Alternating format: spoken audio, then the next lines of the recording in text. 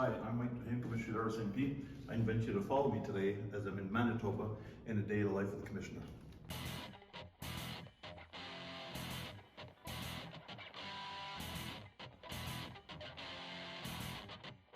The first thing I do when I roll out of bed is to wish Nat, who's my spouse, wishing her an excellent day. And when I'm downstairs, I usually send a text to my 23-year-old daughter, who sometimes forgets she has a father in this world, so I'll do that right now. I have a call with my 3 deputies just to get the pulse of what's going on in operations, what's going on today, what's going on in the weeks to come, just so that we can be prepared.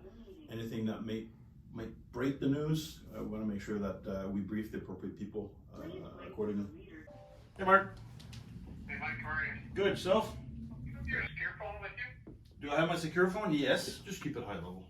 The visit that's coming up that requires a significant level of deployment is confirmed to be 2 locations. We're always getting the notices at the last minute. Our team, they're doing a great, wonderful job in getting things done. So this one's going to be no different. Appreciate that. Appreciate all the work that's being done.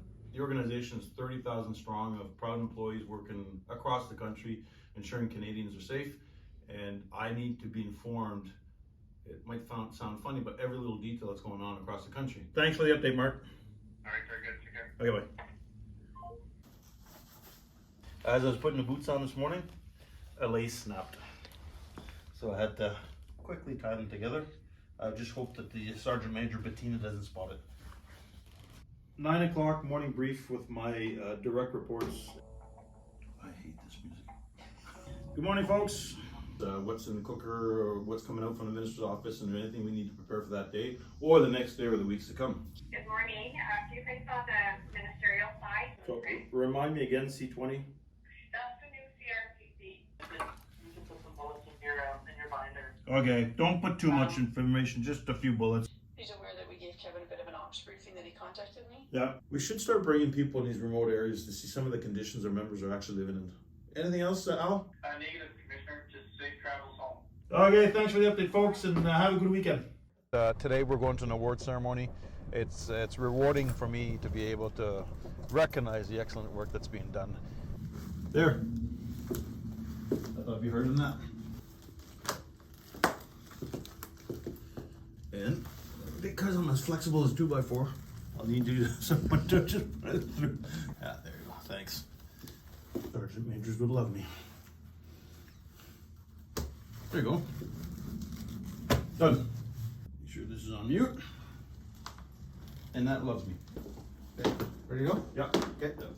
Car's downstairs. Okay. And we're off. As a commissioner, it's part of the duties to get out there and look at the work that's being done on the front line by some of the great people we have across this country. When we landed in Thompson, I was greeted by the mayor, Colleen. She is very, very happy with the RCMP.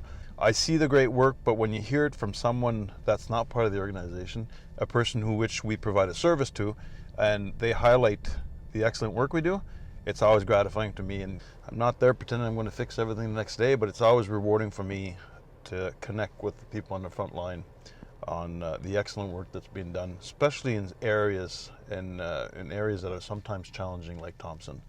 And Shimanowa is no different. Flying in, I had a chance to see the community, and you see the size of the community that we're actually policing, which is relatively small and isolated. We have our marked pickup trucks there, but we also have one of these 4-wheelers all decked out with the policing logos that's used to patrol the community. So I decided to go in the 4-wheeler, which although there's no doors, a little dusty, but it just gives you an appreciation of the type of tools we have, the type of tools we use, and how we use them in the community. The young constable that was with me knew the names of everybody we saw on the road, which is nice because it demonstrates that people are really engaged into the community. Here's a good example of a different way of doing policing with a flying model, where our members are there for 8 days straight, and all of them really positive. They want to be there because they volunteered to do it, and it's a model that's working. They're embedded in the community. And another side of this is it gets me to experience or see the living conditions in which our members are in. And I tell you, I tip my hat off to the members who are in isolated posts, because some living conditions are harder than others. And when I look at the detachment, which is fenced in, look like a compound, and the homes are there, it gives you a different perspective of the type of work we're doing in that specific area.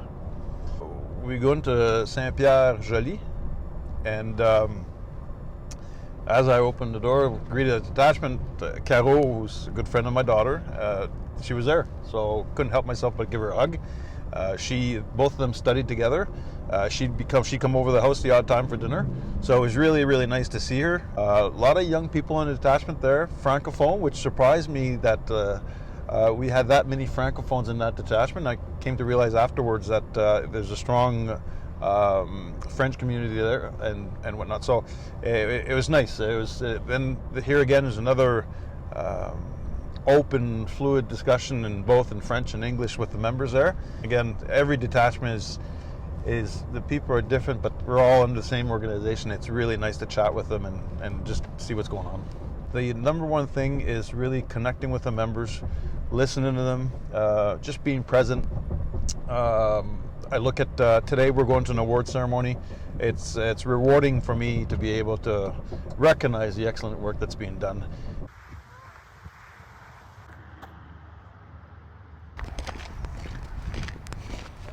Derek, how are you? Good, sir. Yourself? Good.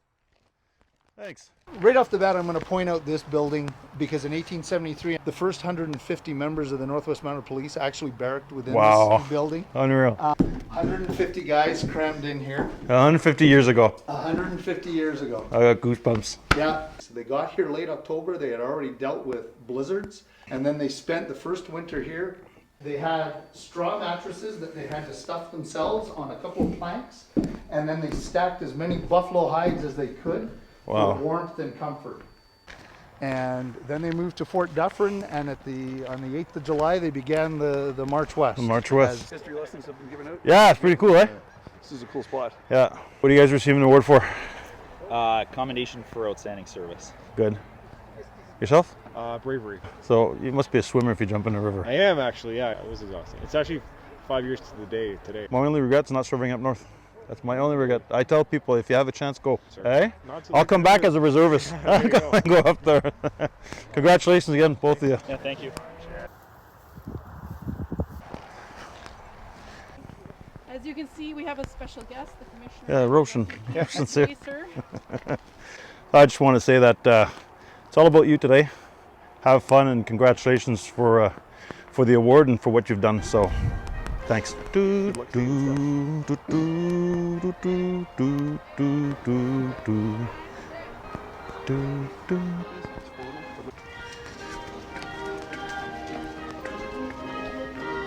I sometimes read about what we've done over the years, and here's for me a chance to be with some of the members who would sacrifice their own life to help someone else. And I've seen stories about people running into burning buildings. That had it not been for Corporal Martin's actions, the man would have died.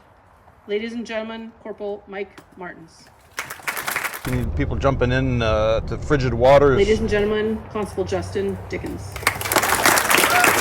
Frozen waters in some areas. Ladies and gentlemen, Constable Kaylin Drager. It's quite remarkable what we do on a daily basis. Sergeant Brushett then drove the ambulance to the hospital. Ladies and gentlemen, Sergeant Stephen Brushett. Ladies and gentlemen, please join me in a final congratulations to all our recipients. And this is, like, we recognize several people today, but these acts go on across the country, and it just shows you who we are as an organization and who we have as members of these organizations and employees as well.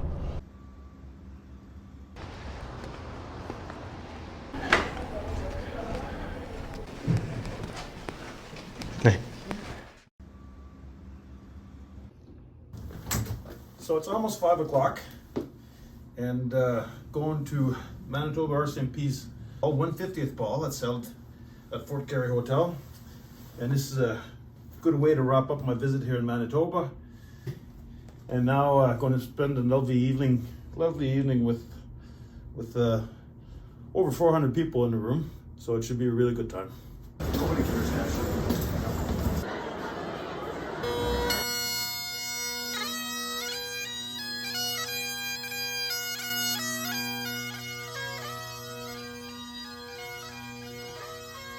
It's an honor to join you for the RCMP 150th Regimental Gala and to have an opportunity to connect with so many of you.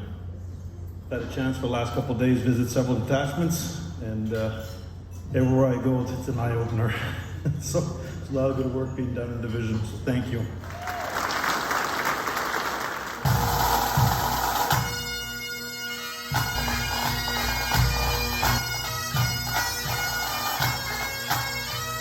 So the gala's come to an end. My day's come to an end. I want to thank Manitoba for being a gracious host on everything I've done here, and I hope you enjoyed the video. Thanks.